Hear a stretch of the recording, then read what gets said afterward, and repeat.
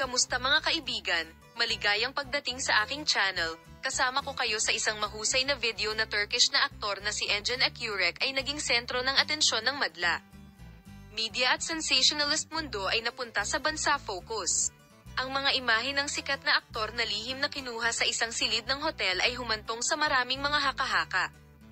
Gayunpaman, binasag ni Engin Akyurek ang kanyang katahimikan at inihayag na hindi siya ang taong nakikita sa mga larawan. Si Engel, magaling, binasag ang kanyang katahimikan sa harap ng iskandalo na ito at gumawa ng mga pahayag sa publiko. Ang sikat na aktor ay nag-enroll pa sa mga paaralan. Dear friends, I felt the need to make a statement about the news that has circulated in the media lately and points to me. Una sa lahat, nais kong ipahiwatig na hindi ako ganoon. Ang tao sa mga larawang ito ay bahagi ng isang blackmail campaign na naglalayong sirain ang reputasyon ko at ng aking pamilya. Wala akong relasyon sa sinuman maliban sa aking asawang si Tagba. Pero gusto kong malaman mo na hindi ko uunahin ang mga ganitong pangit na laro. Suporta para kay Engin mula sa tagapagsalita ni Engin Akyurek.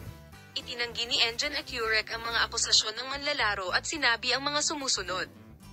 Si Engin Akyurek ay labis na nabalisa sa mga ganitong chismis. Ngunit palagi siyang tagapagtanggol ng katotohanan at katapatan. Nais naming malinaw na sabihin na ang taong lumitaw ay nasa direksyon din. Nararamdaman namin ang pangangailangang gawin ang pahayag na ito upang tumpak na ipaalam sa publiko ang tungkol sa mga larawang ito. Suporta mula sa mga tagahanga nang magsimulang magpakalat ng mga mensahe ng suporta ang mga tagahanga ni Engin Akyurek sa social media.